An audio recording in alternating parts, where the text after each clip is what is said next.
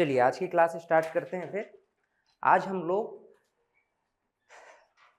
नाबार्ड के बाद एक और संस्था पर बात करेंगे। ये भी आजीविका से संबंधित है, जो ग्रामीण क्षेत्र में आजीविका प्रदान करने के लिए जो योजनाएं हैं, तो योजनाओं को फंड प्रदान करती है, फंडिंग करती है। तो इस योजना को थोड़ा सा हम डिटेल में समझने का प्रयास करेंगे। एक प्रकार का ये नाफेड संस्था है और एक प्रकार से प्रमुख सहकारी संस्था है, ऐसा आप मान करके चल सकते हो। तो सबसे पहली बात कि हमें ये जानना है कि ये नाफेड वास्तव में क्या है। नाफेड का फुल फॉर्म होता है national agricultural cooperative marketing federation of India limited. ठीक है, national agricultural cooperative marketing federation of India limited, ये जो है नाफेड का क्या है, फुल फॉर्म है। नाफेड इंडिया में एक सहकारी संस्था है। क्या है? एक सहकारी संस्था है, कोऑपरेटिव इंस्टीट्यूशन है जो कृषि उत्पादों की मार्केटिंग करता है। जो एग्रीकल्चरल प्रोडक्ट है ना, उसका मार्केटिंग करेगा और उसको डिस्ट्रीब्यूट करने का काम करता है। तो दो काम करेगा, एक तो एग्रीकल्चरल जो उत्पाद है, कृषि उत्पाद है, उसका मार्केटिंग करेगा और डिस्ट्रीब्यूशन का काम करता है। तो मार्केटिंग और डिस्ट्रीब्यूशन का काम नाफेड का है। तो नाफेड क्या है, सबको समझ में आया? नाफेड क्या है? भारत का एक प्रमुख सहकारी संस्था है। नाफेड क्या है? भारत का एक प्रमुख सहकारी संस्था है जिसका काम क्या है, कृषि उत्पादों का मार्केटिंग करना। क्या? कृषि उत्पादों का मार्केटिंग करना और उसका वितरण करना भी। ये दो प्रमुख कार्य किसका है? नाफेड का है। अच्छा, इसकी स्थापना हुई थी 1958 में। कब हुई थी? 1958 में। और इसका हेडक्वार्टर कहाँ है? न्यू दिल्ली में। स्थापना कब हुई थी बताओ? 1958 में। और स्थापना मतलब इसका मुख्यालय कहाँ है? नई दिल्ली में। मुख्यालय कहाँ है? नई दिल्ली में। अब देखिए इसका पर्पस हम लोगों ने अभी देखा। पर्पस मूल रूप से क्या है? एक प्रमुख सहकारी संस्था है, ये हमने देखा। दूसरा, कृषि उत्पादों का मार्केटिंग करेगा और वितरण करेगा। इसका प्राथमिक उद्देश्य, प्राइमरी ऑब्जेक्टिव अगर हम देखें तो किसानों को उनके उत्पादों के लिए उचित मूल्य प्रदान करना और कृषि विपणन को मजबूत बनाना। विपणन का मतलब होता है मार्केटिंग। विपणन मतलब मार्केटिंग। तो एग्रीकल्चरल मार्केटिंग को मजबूत बनाने का काम किसका है? नाफेड का है।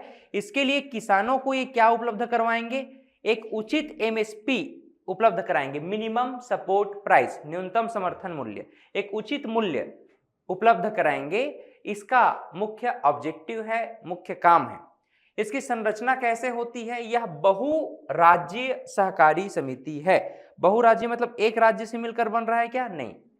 छत्तीसगढ़ में भारत में टोटल कितने राज्य हैं? 28 राज्य। तो इस 28 में से भारत में एक से अधिक राज्यों से मिलकर के नाफेड समिति बना है। नाफेड में सदस्यता मुख्यतः राज्य स्तरीय विपणन सहकारी संस्थाओं और कृषि समितियों की होती है। जितने भी कृषि समितियां हैं और कृषि सहकारी समितियां हैं, ये सब किसके अंदर में काम कर रहे हैं? एक प्रकार से नाफेड के अंदर में, है ना। सहकारी संस्था है। मंडी सुने हो? मंडी, धान मंडी वगैरह, है ना। धान मंडी आप देखना, धान मंडी भी क्या है? एक सहकारी समिति का हिस्सा है।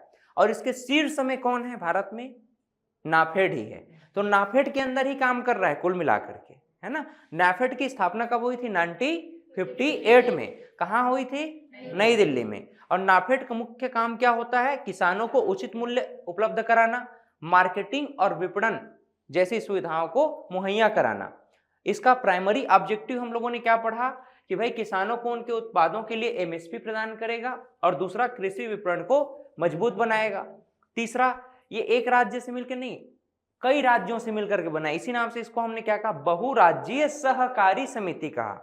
ठीक है, मल्टीपल स्टेट कोऑपरेटिव कमिटी एक प्रकार से हम कहते हैं। नाफेड में सदस्यता मुख्यतः राज्य स्तरीय विपणन सहकारी संस्थाएं और कृषि समितियां, जितने भी मंडी वगैरह है और राज्य सहकारी समितियां हैं, ये सब मिला करके आपस में मिल करके, है ना, किसके अंदर में काम करेंगे? नाफेड के अंदर में काम करेंगे। नाफेड का फुल फॉर्म क्या था भाई? एक बार बोलो सब कोई। National agricultural cooperative marketing federation of India limited. ठीक, चलिए नाफेड के और क्या क्या कार्य हैं उसी को अब डिटेल में हम जान रहे हैं, जो शॉर्ट में आपने लिखा है। कृषि उत्पादों का विपणन करना, marketing of agricultural product, marketing of agricultural product, फसलों की खरीद करना और बिक्री में किसानों की सहायता करना। फसलों की खरीद करना, फसलों की खरीद किससे करेंगे? किसानों से करेंगे। और किसान जो हैं कहाँ बेचें कैसे बेचें समझ में नहीं आता, तो भाई कृषि मंडी चलो ना, कृषि मंडी चलो। आपको अगर फसल उत्पादन कर रहे हो, धान उत्पादन कर रहे हो, गेहूं उत्पादन कर रहे हो, तो कृषि मंडी चले, वहां पर हमको अच्छा एमएसपी भी मिलेगा। भाई गाड़ी में अपना लोड किए और जा करके बेच के आ गए। दूसरा, अगर आप फल फ्रूट्स वगैरह का उत्पादन कर रहे हैं, अगर आप जो है सब्जियों का उत्पादन कर रहे हैं, तो उसके लिए भी मंडी है कि नहीं है? तो मंडी में जा करके हम उसको नीलामी होता है वहां, है ना, बोली लगाया जाता है, तो वहां पर भी आप जा करके क्या कर सकते हैं? विपणन कर सकते हैं। तो इस प्रकार से कृषि उत्पादों का विपणन करने में कौन रूल रेगुलेट कौन कर रहा है इसको? पूरा नाफेड ही रेगुलेट कर रहा है ना। अभी तक हम लोगों ने देखा आरबीआई सभी बैंकों को रेगुलेट करती है, कंट्रोल करती है ना, क्योंकि बैंकों का बैंक है। उसी प्रकार से हम सेबी की बात करते हैं, तो जितने भी कैपिटल मार्केट होते हैं, खास करके जिसमें आप लोग शेयर मार्केट वगैरह की बात करते हैं, तो उसको कंट्रोल करने का काम क्या है? सेबी का है। उसी प्रकार से अब जितनी सहकारी समितियां हैं, सहकारी संस्थाएं, उसको रेगुलेट और कंट्रोल कौन करेगा? नाफेड करेगा। कनेक्ट कर पा रहे हो? समझ रहे हो? अब देखो नाफेड के कार्य क्या है। पहला कार्य क्या है? कृषि उत्पादों का विपणन करना, कृषि उत्पादों का विपणन करना। फसलों की खरीद और बिक्री में किसानों की सहायता करते हैं। फसलों की खरीद करने और बिक्री करने में किसकी सहायता कर रहे हैं? किसानों की सहायता कर रहे हैं। दूसरा, किसानों के उत्पादों का न्यूनतम समर्थन मूल्य पर खरीद कराते हैं। किसानों के उत्पादों का न्यूनतम समर्थन मूल्य पर खरीदी कराने का काम नाफेड का होता है। और देखिए, सहकारी समितियों का सहयोग करते हैं। क्यों सहयोग नहीं करेंगे? क्योंकि ये नाफेड का ही हिस्सा है, तो सहयोग तो करना ही पड़ेगा। सहकारी समितियों को तकनीकी और वित्तीय सहायता प्रदान कौन करता है? नाफेड करता है। देखो नाफेड के ऊपर भी कौन है? नाबार्ड। नाफेड के ऊपर भी क्या है? नाबार्ड। क्योंकि नाबार्ड क्या करता है? वास्तव में पुनर्वित्त करता है। पुनर्वित्त मतलब रीफाइनेंस करता है। डायरेक्ट जनता को पैसा देता है क्या नाबार्ड? नहीं देता, वो नाफेड को दे देगा। और नाफेड क्या करेगा? फिर वित्त का विवरण करेगा अपनी सहकारी संस्थाओं को, कृषि मंडियों को। आप कृषि मंडी के अधिकारियों को देखना, उनको छत्तीसगढ़ सरकार नहीं, वो जो समिति होता है ना, वहां से उनको सैलरी मिलता है। सहकारी जो समिति होता है ना, वहां से उनको सैलरी मिलता है। तो एक प्रकार से जो वित्त होता है, वित्त पुनर्वित्त होता है, नाबार्ड किसको कर दिया? नाफेड को कर दिया। नाफेड फिर सहकारी समिति और कृषि मंडियों को कर दिया। ठीक है। और सहकारी समितियां फिर अपेक्स बैंक के रूप में, फिर जिला सहकारी बैंक के फिर रूप में, फिर प्राइमरी कृषि सहकारी समिति के रूप में, और आरआरबी रीजनल रूरल बैंक्स के रूप में फंडिंग कर दिया। फिर वो किसको फंडिंग करेंगे? डायरेक्ट जनता को करेंगे। ये हायरार्की है ना, ये अनुक्रम है। अब देखिए, हमने देखा कि भाई सहकारी समितियों का सहयोग करेगा नाफेड। क्या करेगा? सहकारी समितियों का सहयोग करेगा। Support to cooperative societies, support to cooperative societies. दूसरा, भंडारण और प्रसंस्करण, स्टोरेज एंड प्रोसेसिंग। आप देखो बहुत सारा धान का मंडी होता है ना, वहां पर धान सड़ गल रहा होता है ना, तो वास्तव में उसका भंडारण कैसे किया जाए? स्टोरेज के लिए जगह उपलब्ध कराना बढ़िया से, है ना, उसको प्रसंस्करण मतलब प्रोसेसिंग में भेजना। बहुत सारे राइस मिल खुले हुए हैं आजकल, राइस मिल जानते हो ना, बड़ी बड़ी राइस मिलें हैं। तो वास्तव में इनको भंडारण की अगर सुविधा नहीं है, तो आप प्रसंस्करण के लिए भेज दो। प्रसंस्करण मतलब प्रोसेसिंग के लिए, चावल में उसको कन्वर्ट करना है ना, चावल में कन्वर्ट करना है, तो आप राइस मिल भेज दो ना प्रोसेसिंग करने के लिए। भंडारण में रॉ मटेरियल आया, उसको स्टोरेज कहां पर रखें कि वो चूहों से बचाव हो जाए, जलवायु में जो भी बरसात वगैरह है, ठंड है, उससे उसका बचाव हो, वो क्या होगा? उसका स्टोरेज होगा। प्रसंस्करण मतलब उसको अब अन्य उत्पाद में कन्वर्ट करना। जैसे कि आपको क्या बनाना है? पोहा वगैरह बनाना है उसी का, है ना, मुर्रा बनाना है, पोहा बनाना है, और चावल का आटा बनाना है, और बहुत सारे व्यंजन भी बनते हैं उससे, है ना, और चावल में कन्वर्ट करते हैं हम। तो इस प्रकार से वो जो भी रॉ मटेरियल है उसको हम अन्य प्रोडक्ट में जब कन्वर्ट करते हैं, that process is called processing या प्रसंस्करण कहते हैं उसको, है ना। तो ये काम कहाँ भेजना है, कितना भेजना है, ये जो दिशा निर्देश है वास्तव में किसका है, नाफेड का ही है। क्लियर। आपूर्ति और वितरण, सप्लाई एंड डिस्ट्रीब्यूशन, जैसे खाद्य तेल, मसाले, दाल और अन्य कृषि उत्पादों की आपूर्ति करना, आवश्यक उपभोक्ता वस्तुओं का वितरण करना। भाई खाद्य तेल, मसाला, दाल, ये सब क्या है, आवश्यक वस्तु ही तो है ना। तो इसका वितरण, इन वस्तुओं का वितरण करने का जो रूल्स रेगुलेशंस है वो भी किसका है, नाफेड का है। मतलब नाफेड अभी तक सुने थे क्या, सहकारी समिति सुने थे, नाफेड नहीं सुने थे, है ना। और नाबार्ड भी सुने थे लेकिन नाफेड नहीं सुने थे। हम तो यही समझ रहे थे भाई कि नाबार्ड ही सब कुछ कर रहा है, लेकिन एक नया संस्था हमको समझ में आया, क्या, नाफेड। कब स्थापना हुआ था, 1958 में।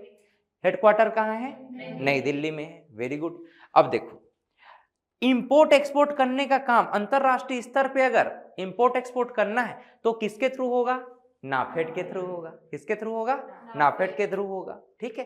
तो इस प्रकार से कृषि उत्पादों का अंतरराष्ट्रीय स्तर पे निर्यात करने का काम भी किसका है, नाफेड का है। चलिए, अब ये प्रश्न इधर को कोशिश करना कि मत देखो, केवल प्रश्न को देखो। ठीक है, याद हो गया ना। तो नाफेड की स्थापना कब हुई थी भाई, 1958 में हुई थी। इसकी हेडक्वार्टर कहाँ है, न्यू दिल्ली में है। चलिए, वेरी गुड। और बताओ, नाफेड का प्रमुख कार्य क्या है, बताओ।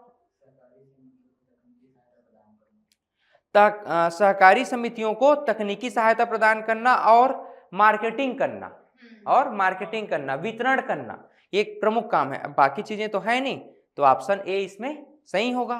ठीक। टेक्निकल सपोर्ट मतलब कि कहाँ आपको भेजना है, कैसे भेजना है, उसमें जैसे कि ISI मार्क वगैरह होता है ना कई वस्तुओं को, वैसे ही इसमें क्या होता है, प्रोडक्ट का एक्सपायरी डेट वगैरह होता है, और उसमें ग्रीन प्योर वेज वाला है लोगो, नॉन वेज वाला है, कुछ भी चीजें मार्किंग करना है, ट्रेडमार्क वगैरह करना है। तो ये सब तकनीकी सहायताएं हैं, है ना। तो उसके लिए रूल्स रेगुलेशन बना देगा वो, तो वो तकनीकी सहायता है, आपको कैसे करना है उसका प्रोसीजर बता देगा, फिर हमको काम करना है। तो प्रोसीजिंग करने का काम मतलब नई तकनीकी आ रहा है तो उसको इम्प्लीमेंट करवाना, ये काम मूल रूप से इसका है नाफेड का। और देखो एक क्वेश्चन क्या बोल रहा है, नाफेड के निम्नलिखित कार्यों में से कौन सा कार्य सही है। देखो, एक सही में कृषि उत्पादों का विपणन करता है क्या, मार्केटिंग ऑफ एग्रीकल्चरल प्रोडक्ट कर रहा है। सहकारी समितियों को वित्तीय सहायता प्रदान कर रहा है क्या, कर रहा है। और देखो, रक्षा उपकरणों का निर्माण कर रहा है क्या, ये इसका काम नहीं है। कृषि उत्पादकों का भंडारण करता है क्या, यस, भंडारण करता है। इससे ज्यादा प्रश्न कहां पाओगे आप, समझ रहे हो, यही है, इससे ज्यादा प्रश्न नहीं बनने वाला। और देखो, नाफेड के उद्देश्यों से संबंधित निम्नलिखित कथनों पर विचार करें, कौन सा सही है। किसानों को उनके उत्पादों के लिए उचित मूल्य दिलाना, सही है क्या। कृषि उत्पादों को अंतरराष्ट्रीय स्तर तक बढ़ाना, एक्सपोर्ट करने का काम करता है। किसानों को रक्षा प्रौद्योगिकी के लिए प्रशिक्षण करना, ये इसका काम नहीं है। सहकारी समितियों को तकनीकी और वित्तीय सहायता प्रदान करना, तो 1, 2 और 4 सही होना चाहिए। ऑप्शन है क्या, ऑप्शन यहां पर दिया है 1, 2 और 4। ठीक है। अब हम एक नए चैप्टर पर बात करेंगे। अगला एक यूनिट आप लोग लिखिए, यूनिट 6। इसके बाद एक चैप्टर और बचेगा हमारा, उसके बाद फिर आजीविका फिनिश हो जाएगा, है ना। विद इन 2 डेज हम इसको फिनिश कर देंगे, उसके बाद फिर ग्रामीण विकास पढ़ेंगे इस समय में। ठीक, ग्रामीण विकास में भी एक चैप्टर आप लोग का हो गया है। ठीक, चलिए अगला चैप्टर लिखिए, मार्केट। अब आप लोग मुझे बताओ, मार्केट आप किसे कहते हो, what do you mean by market, market आप किसे समझते हो। ठीक है ना, जहां सामानों का आदान प्रदान हो क्या है, मार्केट है भाई। मार्केट, देखो मार्केट दो प्रकार से हो सकता है। मार्केट एक क्या है, प्लेस है। मार्केट क्या है, प्लेस है, स्थान है। यह जो है ना फिजिकल स्थान हो सकता भी है, फिजिकल स्थान, फिजिकल प्लेस भी हो सकता है, और ये वर्चुअल प्लेस भी हो सकता है कि नहीं। ये वर्चुअल भी हो सकता है, फिजिकल भी हो सकता है, यानी कि जमीन में जहां पर हम स्पष्ट रूप से जा करके लेन देन करें ऐसा स्थान भी हो सकता है, और ई कॉमर्स के रूप में ऑनलाइन मार्केट भी हो सकता है कि नहीं हो सकता है। तो बाजार जो है फिजिकल या वर्चुअल स्थान है, फिजिकल या वर्चुअल स्थान है, और स्थान पर हम मार्केटिंग करते हैं, विपणन करते हैं। विपणन करते हैं किन चीजों का विपणन करते हैं, गुड्स एंड सर्विसेज, वस्तु एवं सेवाएं। वस्तु और सेवाओं का विपणन करने का फिजिकल और वर्चुअल स्थान ही क्या कहलाता है, मार्केट कहलाता है। इसी को अब आगे हम लोग समझेंगे मार्केट क्या है। देखिए, अंडरस्टूड कर लिए, समझ में आ गया मार्केट क्या है। अब मार्केट को हम समझने का प्रयास करेंगे। चलो, सबसे पहले तो हम मार्केट का प्रकार और डिफिनेशन देख लेते हैं। मार्केट का अर्थ सब कुछ समझ गए ना। मार्केट का डिफिनेशन देखो क्या है। बाजार एक ऐसी व्यवस्था है, एक सिस्टम है। बाजार क्या है, एक ऐसी व्यवस्था है, सिस्टम है या स्थान है जहां पर एक खरीदार होगा और सेलर होगा। जहां पर एक खरीदार होगा और एक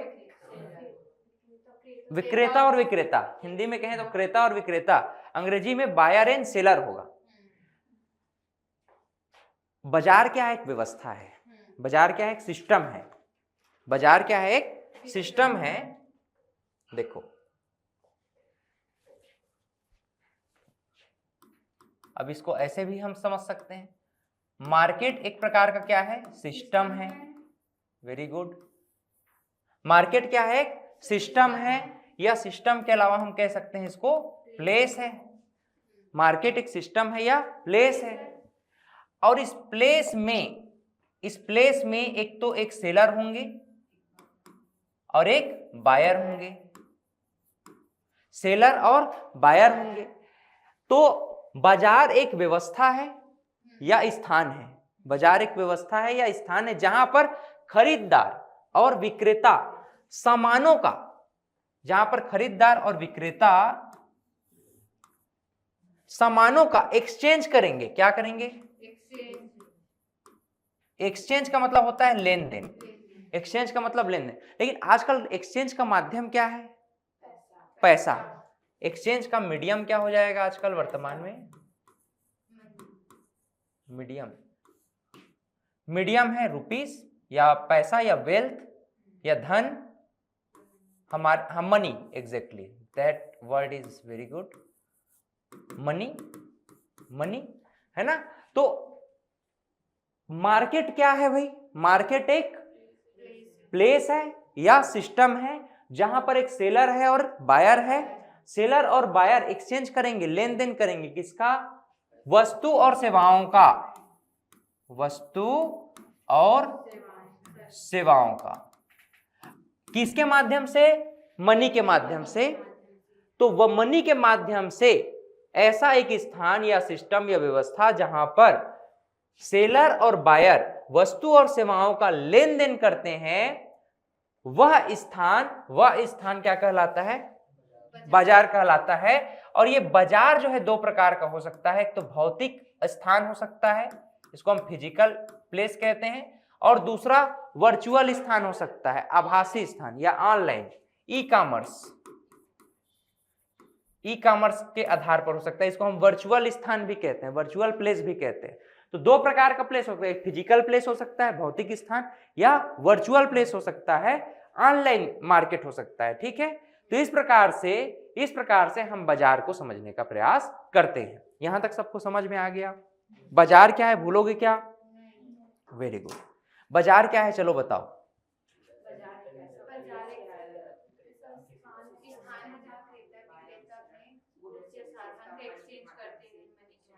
बहुत सुंदर, वेरी गुड, सब लोग बढ़िया आंसर कर रहे हो। भाई बाजार एक व्यवस्था या स्थान है जहां पर क्रेता और विक्रेता वस्तु और सेवाओं का आदान प्रदान करते हैं। बाजार जो है दो प्रकार का हो सकता है, भौतिक स्थान और वर्चुअल या ई कॉमर्स के स्थान, ठीक है, ऑनलाइन स्थान। तो इस प्रकार से हम बाजार को समझने का प्रयास कर रहे हैं। चलिए आगे बढ़ते हैं। अब हम देखना चाहते हैं बाजार का प्रकार, टाइप्स ऑफ मार्केट। तो एक तो हम बेस्ड ऑन स्ट्रक्चर इसके टाइप्स को समझने का प्रयास करेंगे, मतलब उसका आकार कैसा होगा, आकार के आधार पर, इसको ऐसा होना चाहिए, आकार के आधार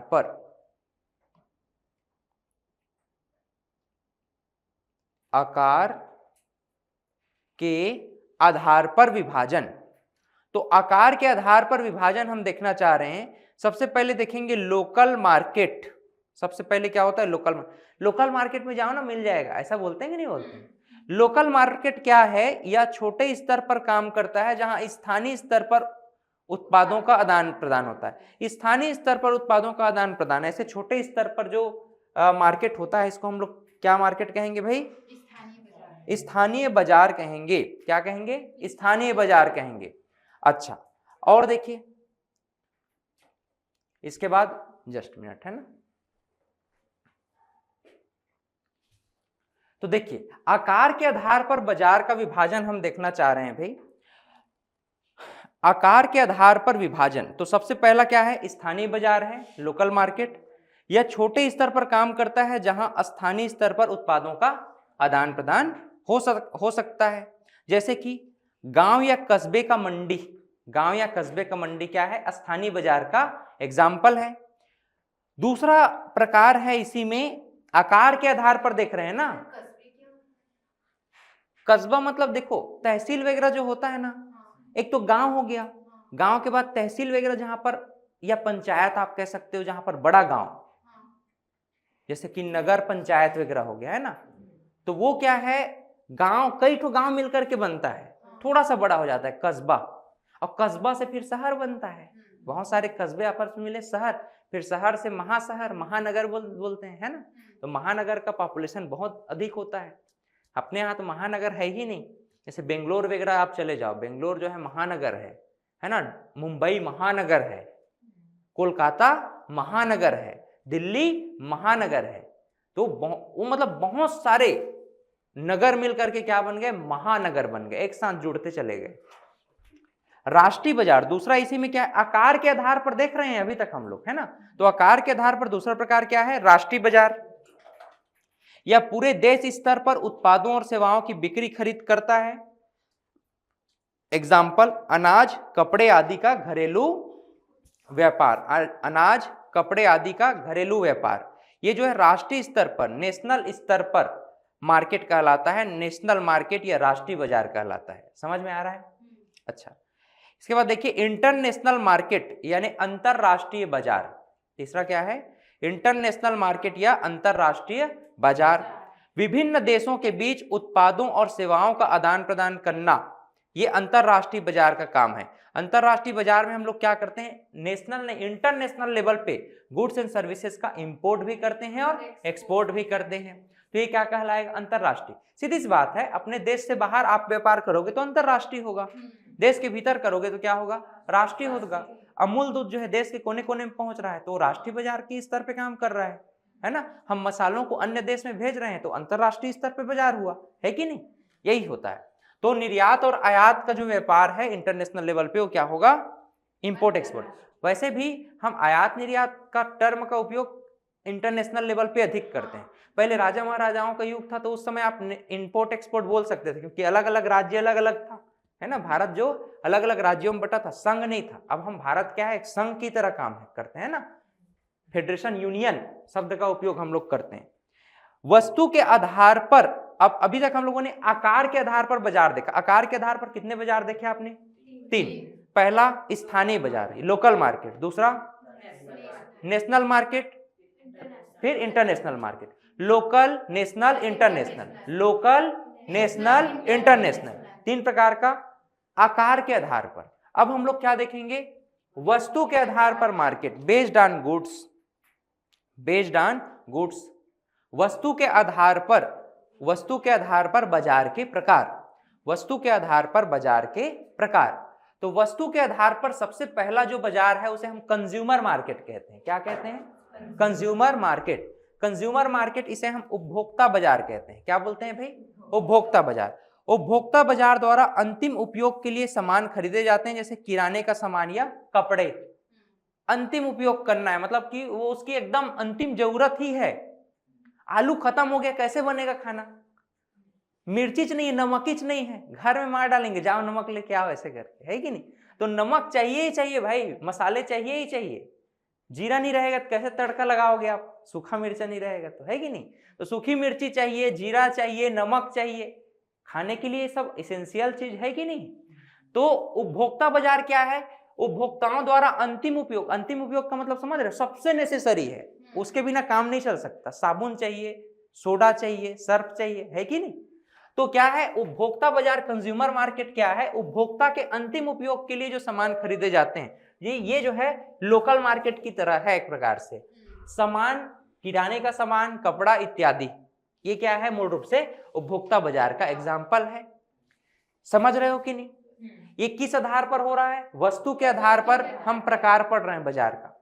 दूसरा देखो, औद्योगिक बाजार। दूसरा क्या है? औद्योगिक बाजार। इसे हम इंडस्ट्रियल मार्केट कहते हैं। क्या कहेंगे?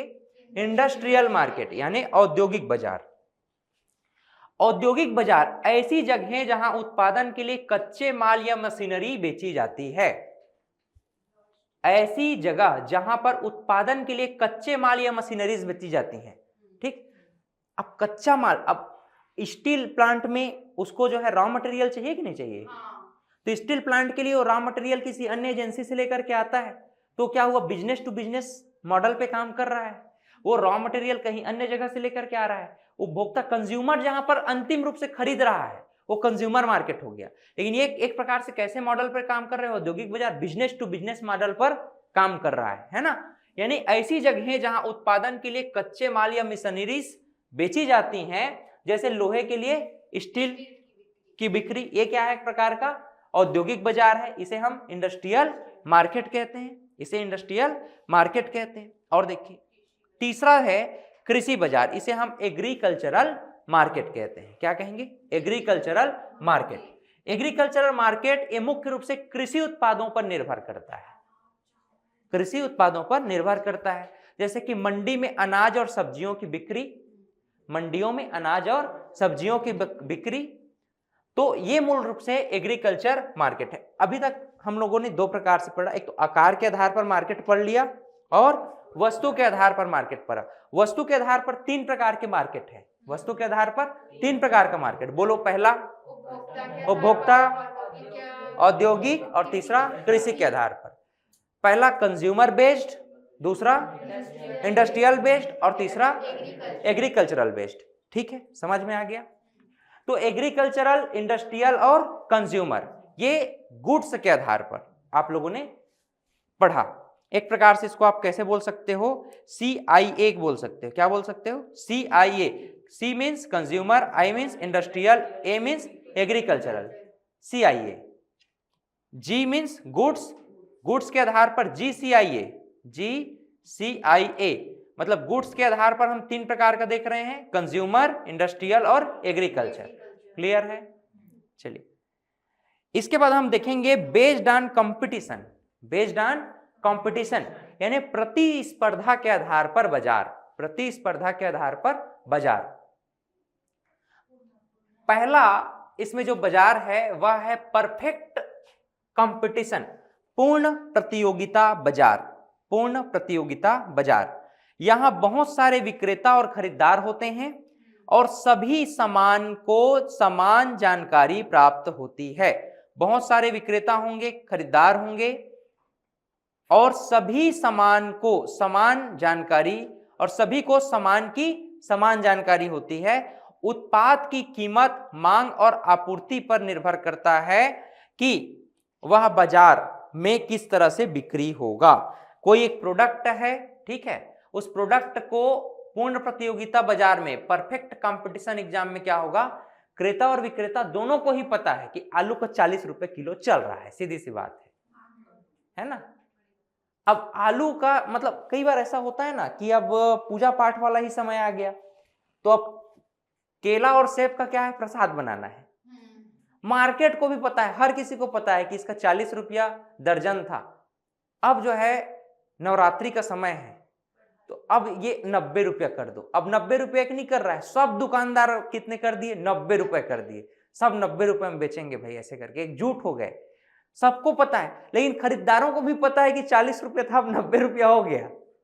लेकिन अब क्या है, डिमांड बढ़ा है ना, तो मांग, डिमांड बढ़ा, मांग बढ़ा, तो उसका प्राइस भी क्या कर दिए, बढ़ा दिए। अब सब मजबूर हैं इसमें, और जो फायदा लेना चाह रहा है वो फायदा भी ले पा रहा है। तो पूर्ण प्रतिस्पर्धी बाजार में क्या होता है, क्रेता और विक्रेता होंगे, बहुत सारे क्रेता होंगे, बहुत सारे विक्रेता होंगे और सबको सामान की कीमत पता होती है। फिर भी लेन देन होता है किस आधार पर, मांग और आपूर्ति के आधार पर। किस आधार पर, मांग और आपूर्ति के आधार पर। तो इसे हम क्या कहेंगे, परफेक्ट कंपटीशन मार्केट कहेंगे, यानी पूर्ण प्रतियोगिता बाजार कहेंगे। क्या कहेंगे, पूर्ण प्रतियोगिता बाजार। दूसरा देखो, अपूर्ण प्रतियोगिता बाजार, इम्परफेक्ट कंपटीशन। दूसरा क्या है, इम्परफेक्ट कंपटीशन। यह बाजार तब होता है जब एक विक्रेता कुछ विक्रेता बाजार पर हावी होते हैं। अपूर्ण इम्परफेक्ट कंपटीशन क्या है, यह बाजार तब होता है जब एक विक्रेता या कुछ विक्रेता बाजार पर क्या होंगे, हावी हो जाएंगे। कई बार ऐसा होता है ना, लहसुन का रेट अब 400 रुपया किलो, लो अब क्या कर दिए, जो सेठ हैं उन लोग इसको रिजर्व करके रख लिए। वहां से आया, मोनोपोली हो गया उनका, ठीक है। अब रिजर्व करके आप रख लिए, आलू को ही आप क्या कर दिए, रिजर्व करके रख लिए। अब मार्केट में अंतिम उपभोक्ता बाजार तक, कंज्यूमर मार्केट तक जा ही नहीं रहा है। अब डिमांड तो हर किसी को आलू चाहिए कि नहीं चाहिए, लहसुन चाहिए कि नहीं चाहिए। अब लहसुन चाहिए, आलू चाहिए, हर को चाहिए, लेकिन आप उन तक पहुंचने ही नहीं दे रहे हो, तो उसका डिमांड जो है लगातार बढ़ेगा। और एक कुछ ही लोगों के पास है, अन्य जो मार्केट में बाजार करने वाले हैं, विक्रेता हैं, बेचने वाले हैं, सेलर हैं, उनके पास भी सामान नहीं है, तो उन लोग भी क्या करें, उन लोग भी फिर इन लोगों से ज्यादा दाम में खरीदेंगे, और ज्यादा दाम में खरीदेंगे तो क्या होगा, ज्यादा दाम में बेचेंगे। तो इससे क्या होगा ना, प्राइस अप डाउन होता है। क्या होगा, प्राइस अप डाउन होगा। तो इस प्रकार का बाजार क्या कहलाएगा, अपूर्ण प्रतियोगिता बाजार।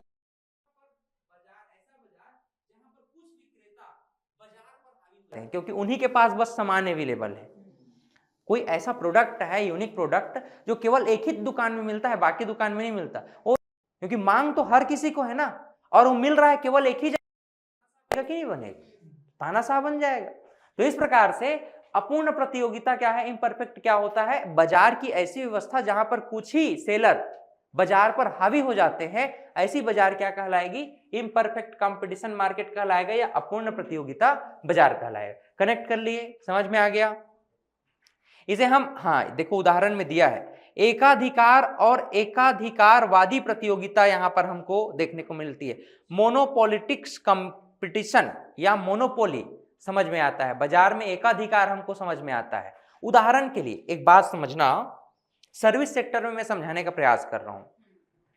सर्विस सेक्टर में पहले 2016 से पहले की बात मैं बता रहा हूं, 2016 से पहले हम जो है जियो तो उपयोग ही नहीं करते थे, रिलायंस का उपयोग करते थे, रिलायंस सिम और रिम। रिलायंस और रिम अलग अलग था, एक सीडीएमए पर बेस्ड था, रिम करके आता था, 25 किलोमीटर एरिया भी कवर कर देता था, और जीएसएम पर रिलायंस की सिम आती थी। उसके बाद Airtel, Vodafone, idea, Videocon, Tata Docomo, Aircel, ये हम लोग उपयोग करते कि नहीं करते थे, है ना। आप लोग किए हो कि नहीं, हम लोग किए हैं। है ना, हम एयरसेल का उपयोग करते थे। एयरसेल बहुत बढ़िया डाटा उपलब्ध कराता था, है ना, स्पीड भी काफी अच्छा होता था, बस उसका नेटवर्क कम था। टाटा डोकोमो बहुत ही कम दाम में बढ़िया सर्विस उपलब्ध कराया करते थे, है ना। तो Tata Docomo, Aircel, Tata Indicom, MTNL, BSNL, है ना। तो ये सभी क्या है, सर्विस प्रोवाइडर थे टेलीकॉम में। तो टेलीकॉम सर्विस प्रोवाइडर थे। आज वर्तमान में क्या है, कुछ ही सर्विस प्रोवाइडर बच गए हैं। अब सर्विस प्रोवाइडर में ये भी देखिए कुछ और हैं, जैसे वीडियोकॉन खत्म हो गया, वीडियोकॉन बस सिम आता था वीडियोकॉन का, वीडियोकॉन खत्म, एयरसेल खत्म, टाटा इंडिकॉम खत्म, टाटा डोकोमो भी खत्म, समझ रहे हो। वोडाफोन आइडिया एक साथ मिलकर काम कर रहे थे, आजकल उसका भी धराशायी हो गए। अब चल रहा है एयरटेल और जियो, एयरटेल और जियो। BSNL अभी भी और सरकारी इस नाम से टिका है, अभी तक सरकारी चीज है, इस नाम से टिका है। हालांकि उस पर भी अभी कुछ शेयर उसका बेच दिया गया है ना। तो सरकारी के नाम से बस चल रहा है, लेकिन टाटा मतलब कि जियो और क्या चल रहा है, एयरटेल। अब उदाहरण के लिए केवल इसमें से भी केवल एक संस्था रह जाए, तो एक ही सर्विस प्रोवाइडर रह जाए, तो तानाशाह होगा कि नहीं होगा। पहले जो टेरिफ हम 200-300 रुपए में उपयोग करते थे, आज वो 400, 500, 1000, 3000, 3500 हो गया, एक साल का 4000 भी हो गया। तो एक प्रकार का क्या हो रहा है, मोनोपोली मार्केट हो रहा है। क्या हो रहा है, मोनोपोली मार्केट हो रहा है, यानी बाजार पर मोनोपोलिटिक्स कंपटीशन हो रहा है, एकाधिकारिता का भाव बढ़ रहा है। तो इसमें क्या होगा, मांग तो सबको है, डिमांड सबको है, आपूर्ति केवल कुछ ही सर्विस प्रोवाइडर कर रहे हैं, तो मनमाना पैसा वसूलेंगे हमसे। तो ये क्या है, एक प्रकार का कैसा बाजार होगा, अपूर्ण प्रतियोगिता बाजार होगा। क्या होगा, अपूर्ण प्रतियोगिता बाजार होगा। समझ लिए, अपूर्ण प्रतियोगिता बाजार क्या है, जहां पर एकाधिकार का भावना हो, कुछ ही सर्विस प्रोवाइडर हो, कुछ ही मार्केट में हो सेलर, लेकिन उसका मांग बहुत अधिक हो। तो इस प्रकार का मार्केट व्यवस्था क्या कहलाएगा, इम्परफेक्ट कंपटीशन बाजार कहलाएगा, या अपूर्ण प्रतियोगिता बाजार कहलाएगा। क्लियर। चलिए अब हम देखेंगे समय के आधार पर बाजार, बेस्ड ऑन टाइम। समय के आधार पर बाजार के प्रकार को समझने का प्रयास करेंगे। चलिए, समय के आधार पर बाजार, समय के आधार पर बाजार, समय के आधार पर बाजार। समय के आधार पर हम दो प्रकार के बाजार को देखेंगे, एक तो शॉर्ट टर्म मार्केट देखेंगे और लॉन्ग टर्म मार्केट। दो प्रकार के बाजार, पहला अल्पकालीन बाजार और दूसरा दीर्घकालिक बाजार, क्षणिक बाजार और लॉन्ग टर्म यानी दीर्घकालिक बाजार। तो क्षणिक बाजार, शॉर्ट टर्म मार्केट क्या है भाई, ऐसी जगह जहां वस्तुएं तुरंत खरीदी और बेची जाती है, ऐसी जगह जहां वस्तुएं तुरंत खरीदी और बेची जाती हैं, ऐसे बाजार को हम शॉर्ट टर्म मार्केट या क्षणिक बाजार कहते हैं। अब आप सब्जी को 10 दिन तक रखोगे क्या मार्केट में, सब्जी तो खराब हो जाएगी ना।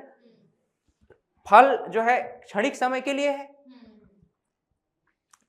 तो फल है, सब्जियां हैं, ये कैसी बाजार हैं, अल्पकालिक बाजार हैं। इसको हम शॉर्ट टर्म मार्केट कहते हैं। क्या कहेंगे, शॉर्ट टर्म मार्केट कहेंगे। तो ये क्या है, क्षणिक बाजार है। इसी प्रकार से देखो दीर्घकालिक बाजार यानी लॉन्ग टर्म मार्केट, दूसरा क्या है, दीर्घकालिक बाजार या लॉन्ग टर्म मार्केट। अब लॉन्ग टर्म मार्केट क्या है, ऐसी जगह जहां वस्तुओं और सेवाओं का दीर्घकालिक आधार पर लेन देन होता है लॉन्ग टर्म के लिए।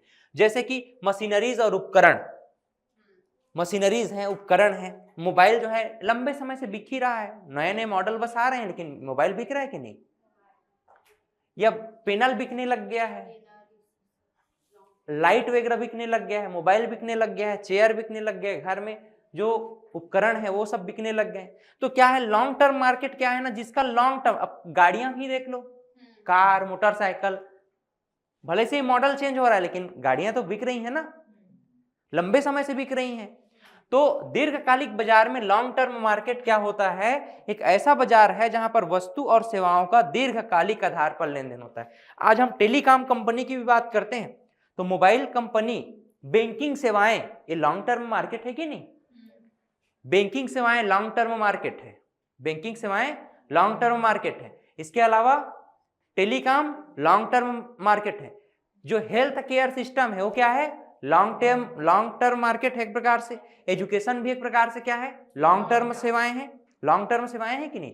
उसी प्रकार से अगर हम ऐसी वस्तु और सेवाओं की बात करें, जैसे मशीनरीज हैं, उपकरण है, वस्तुओं में आ गई, अभी इससे पहले जो मैंने बात किया वो सब सेवाएं थी। तो ऐसी वस्तुएं और सेवाएं जो दीर्घकालिक आधार पर जिनका लेन देन हो रहा होता है, ये क्या कहलाएगी, दीर्घकालिक बाजार कहलाएगी या लॉन्ग टर्म मार्केट कहलाएगी, जैसे मशीनरीज, उपकरण और सेवाओं का आदान प्रदान, लेन देन। क्लियर।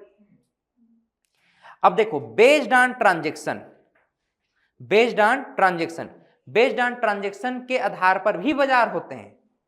ठीक, ट्रांजेक्शन के आधार पर दो प्रकार का बाजार होता है, ट्रांजेक्शन के आधार पर दो प्रकार का बाजार होगा लेन देन के आधार पर, एक होलसेल मार्केट और रिटेल मार्केट। सुने हो कि नहीं ऐसा? हाँ बिल्कुल बोल सकते हो, फुटकर व्यापार लिख लो, फुटकर व्यापार। एग्जाम में आपका खुदरा बाजार ज्यादा उपयोग होता है, रिटेल मार्केट करके इन आप लिख सकते हो, बिल्कुल कोई समस्या नहीं है। हम एक क्या बोलते हैं, होलसेल मार्केट और रिटेल मार्केट, होलसेल मार्केट और रिटेल मार्केट या फुटकर बाजार आप कह लो। तो देखो अगर हम बात करें थोक बाजार का, तो बड़ी मात्रा में वस्तुओं का जहां लेन देन होता है वो क्या है, थोक बाजार। जैसे कपड़ा व्यापार है ना, कपड़ा व्यापार, और क्या है, अनाज का व्यापार है, कपड़ा व्यापार है, बड़े लेवल पे बिजनेस टू बिजनेस मार्केट, खास करके ये B2B मॉडल है ना, इसको समझना, ये B2B मॉडल है। अगर हम मॉडल में देखें इसको तो किस प्रकार का मॉडल होगा, बिजनेस टू बिजनेस मॉडल होगा, यानी बड़ा व्यापारी छोटे व्यापारी से सामान का लेन देन करेगा। इसी प्रकार से ये जो है ना बिजनेस टू कंज्यूमर मॉडल होगा, मतलब कि बिजनेस से कस्टमर या उपभोक्ता तक आएगा, तो ये बिजनेस टू कंज्यूमर मॉडल होगा। तो खुदरा बाजार रिटेल मार्केट बोलते हैं ना, क्या लेने आया, तो मुझे एक ना कंबल चाहिए था, कितना पीस चाहिए, एक ही चाहिए था, अरे भाई यहाँ नहीं मिलेगा, जाओ उस दुकान में जाओ, यहाँ पर क्या है, यहाँ होलसेल बस मिलता है। ऐसा होता है कि नहीं होता है, कभी आपने फील अनुभव किया होगा, है ना, पुराना बस स्टैंड वगैरह में, होजियारी वगैरह में आप चले जाओ तो आप एक तो छोटा सामान लें, अरे भाई यहाँ नहीं मिलेगा, होलसेल मिलता है, होलसेल, आप होलसेल चाहिए ना, आप छोटे व्यापारी हो तो आओ हमारे यहाँ, लेकिन एक चीज नहीं मिलेगा, बहुत सारा आइटम आपको लेके जाना पड़ेगा, है ना। तो होलसेल मार्केट को बिजनेस टू बिजनेस मॉडल पर आधारित है, क्या, बिजनेस टू बिजनेस मॉडल पर आधारित है। यहाँ बड़ी मात्रा में वस्तुओं का लेन देन होता है, जहां पर थोक मात्रा में लेन देन होगा। खुदरा बाजार रिटेल मार्केट क्या है, बिजनेस टू कंज्यूमर मॉडल पर आधारित है, उपभोक्ताओं को अंतिम उपयोग के लिए सामान छोटे पैमाने पर बेचा जाएगा। यही थोक बाजार से ये बिजनेस वाले लेकर के आएंगे, छोटे व्यापारी, और छोटे व्यापारी अंतिम उपभोक्ताओं तक इसको सेल आउट करेंगे, तो क्या कहलाएगा, रिटेल मार्केट कहलाएगा, क्या कहलाएगा, रिटेल मार्केट कहलाएगा। समझ रहे हो बात को, आगे बढ़ते हैं। अब देखिए बेस्ड ऑन लोकेशन, अब हम देखना चाहेंगे लोकेशन के आधार पर, स्थान के आधार पर बाजार कितने प्रकार के हैं, स्थान के आधार पर बाजार कितने प्रकार के हैं। तो स्थान के आधार पर कितने प्रकार का बाजार, दो प्रकार का बाजार, एक तो स्थिर बाजार और दूसरा चलता फिरता बाजार। एक क्या है, स्थिर बाजार, और दूसरा चलता फिरता बाजार। स्थिर बाजार को हम फिक्स्ड मार्केट कहते हैं, चलता फिरता बाजार मोबाइल मार्केट बोलते हैं, या मोबाइल मार्केट, है ना। तो स्थिर बाजार क्या है, स्थायी स्थान पर स्थित है जो बाजार, जैसे कि सुपरमार्केट, दुकान, ये सभी क्या है, स्थायी मार्केट है। चलता फिरता बाजार क्या है, हाट बाजार बोलते हैं, हाट मेला, है ना। तो मेला वगैरह जहां पर लगा रहे हैं, कहीं पर कुछ बड़ा कार्यक्रम का आयोजन हो रहा है, तो लोग वहीं पर जाकर के दुकान लगा लिए। आजकल लोग फेरी वाले आप लोग देखे हो, गाड़ियों में मस्त घूम रहे होते हैं, वो क्या है, चलता फिरता बाजार है, क्या है, चलता फिरता बाजार है। तो स्थान के आधार पर दो प्रकार के बाजार हो सकते हैं, एक तो जो चलता फिरता नहीं, एक जगह स्थिर है, और स्थायी और अस्थायी एक प्रकार से कह सकते हो, या फिर स्थिर बाजार फिक्स्ड मार्केट, और मोबाइल मार्केट यानी चलता फिरता बाजार। ठीक, अच्छा, इन सब के अलावा भी हम बाजार को दो दृष्टिगत तरीके से देख सकते हैं, मार्केट को दो प्रकार से देख सकते हैं भाई। कैसे दो प्रकार से देख सकते हैं, एक तो हम ऑफलाइन मार्केट देख सकते हैं, ऑफलाइन मार्केट देख सकते हैं और दूसरा ऑनलाइन मार्केट देख सकते हैं। ये जो मार्केट है वास्तव में, मार्केट जो है एक तो बिजनेस टू बिजनेस मॉडल पर बेस्ड हो सकता है, या बिजनेस टू कंज्यूमर मॉडल पर हो सकता है, या ये मार्केट जो है कंज्यूमर टू कंज्यूमर मॉडल पर हो सकता है, या ये बिजनेस टू कंज्यूमर है तो कंज्यूमर टू बिजनेस मॉडल पर हो सकता है। ये किसी भी मॉडल में हो सकता है। समझ रहे हो बात? मार्केट को अन्य दृष्टिकोण से हम समझने का प्रयास करें तो बिजनेस टू बिजनेस, केवल वो व्यापारी से व्यापारी बात करेंगे। बिजनेस टू कंज्यूमर मतलब व्यापारी और उपभोक्ता, और कंज्यूमर टू कंज्यूमर मतलब उपभोक्ता। OLX सुने? OLX ऑनलाइन मार्केट है, इसमें आप ही बेचते हो, आप ही खरीदते हो, है ना, हम ही कुछ चीजें। अब मुझे ये फोन नहीं रखना है, ठीक, तो मैं क्या करूंगा, इसमें लिस्टेड कर दूंगा OLX में। अब मैं और अपने ही जैसे कोई लोग बंदे भाई लोग जो है उसको परचेस करेंगे, हमको फोन लगाएंगे, भाई कितना हम लोग मोल भाव करेंगे। तो ये क्या हुआ, कंज्यूमर टू कंज्यूमर हो गया, है ना। इसी प्रकार से देखो C2B, यानी जहां कंज्यूमर, अब मशरूम उत्पादन आप कर रहे हो तो मशरूम उत्पादन कर व्यापारी को सीधा बेच दोगे। आप डेयरी उत्पादन करते हो, है ना, तो दूध उत्पादन कर रहे हो तो आप बिजनेस मेन है उसको आप क्या कर दिए, जैसे कि होटल है, रेस्टोरेंट है, तो वहां पर आप ले जाकर के क्या कर रहे हो, दूध को बेच रहे हो, तो कौन सा मॉडल हो जाएगा, कंज्यूमर टू बिजनेस। या फिर यूं कह सकते हो कि भाई उत्पादक से आप बिजनेस या उपभोक्ता तक क्या बोलते हैं, बिजनेस तक पहुंचा रहे हो, यानी व्यापारी तक पहुंचा रहे हो। तो ये दोनों प्रकार से हो सकता है। ये जितने भी मॉडल है ना, दो प्रकार से हो सकते हैं। कैसा हो सकता है, तो ऑफलाइन हो सकता है और ऑनलाइन हो सकता है। ऑफलाइन हो सकता है और ऑनलाइन हो सकता है। इसको हम ऑनलाइन जैसे होगा ना, तो इसको हम लोग क्या नाम दे देंगे, ई कॉमर्स कह देंगे। क्या कह देंगे, ई कॉमर्स कह देंगे। क्या कहेंगे बताओ, ई कॉमर्स कहेंगे, ठीक है। और ऑफलाइन मार्केट जो है एक प्रकार से कैसा बाजार होगा, स्थिर बाजार होगा, और मोबाइल मार्केट दोनों हो सकता है, मोबाइल भी हो सकता है और फिक्स्ड मार्केट भी हो सकता है।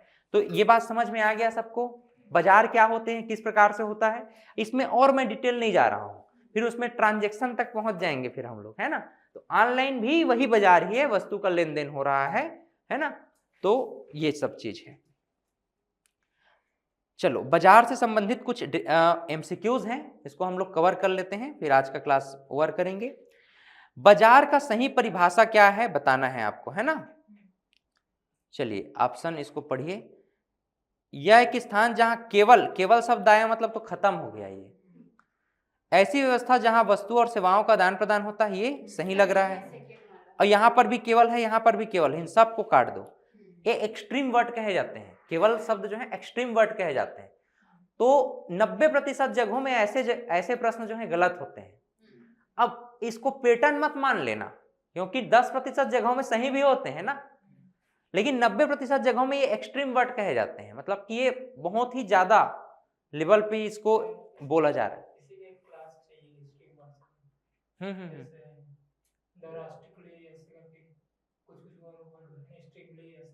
हाँ, आप लोग ऐसा क्लास चाह रहे हो, ऐसा बोल रहे हो। चलिए मैं आप लोग को एक कवर होने दो आप लोग का, फिर उसके बाद फिर मैं क्वेश्चन कैसे डील किया जाता है, ठीक है। अलग अलग प्रकार से क्वेश्चन रखेंगे, फिर एक्सट्रीम वर्ड्स क्या होते हैं, ठीक है, और एक्सट्रीम वर्ड्स को आप कैसे हैंडल करोगे। एक्सट्रीम वर्ड्स को समझना है, एक elimination technique, that process is called elimination technique. मतलब आप प्रश्नों को कैसे छोड़ेंगे या प्रश्नों को कैसे टेकल करेंगे, that process is called elimination technique. Eliminate करना, डिलीट करना, हटाते जाना, आपके माइंड में क्लियर होगा नहीं 4 ऑप्शन ही यार, 2 ऑप्शन तो होएगा ही नहीं, 2 ऑप्शन होएगा ही नहीं, मतलब वो क्या हो गया, एलिमिनेशन टेक्निक आपके पास आ गया। तो एलिमिनेशन टेक्निक कैसे डेवलप करना है अपने अंदर, इसको हम लोग समझेंगे।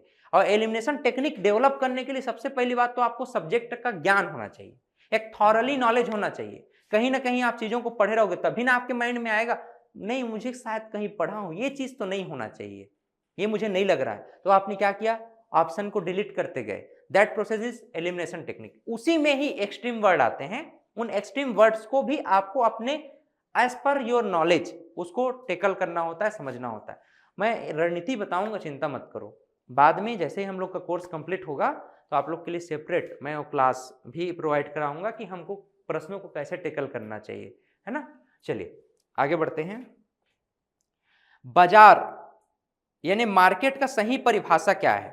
तो एक ऐसी व्यवस्था जहां वस्तुओं का आदान प्रदान होता है, ये क्या कहलाएगा? बाजार कहलाएगा। और प्रश्न देखो, निम्नलिखित में से कौन सा स्थान के आधार पर प्रकार है?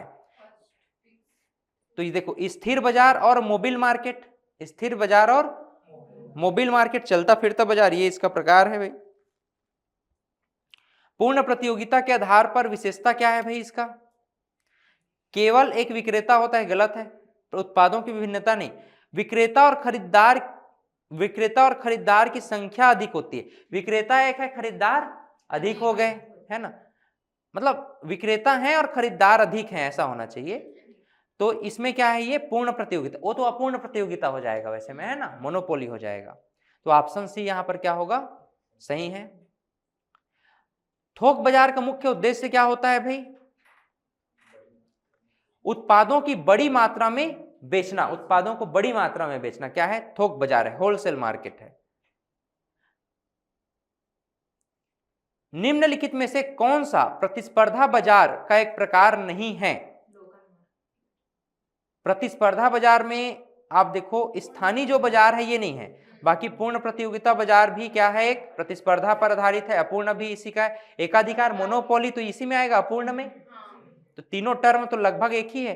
ये स्थानीय बाजार ये नहीं होगा, है ना। स्थानीय बाजार जो है किसके आधार पर है? बेस्ड ऑन आकार, based on size, based on size के आधार पर है। अब हम कल जो पढ़ेंगे ना, स्थानीय बाजार की रूपरेखा क्या है, जैसे इसी को हम और डिटेल में पढ़ेंगे। वैसे इसको और मुझे पढ़ाने की जरूरत तो नहीं है, क्योंकि इसको आप लोग पढ़ ही लिए हो। लेकिन छत्तीसगढ़ में कहां पर किस प्रकार से चल रहा है, इसको जानने के लिए एक बार इसको रिवीजन जरूर करेंगे, ठीक। तो कल हम यहीं से पढ़ेंगे स्थानीय बाजार की रूपरेखा से।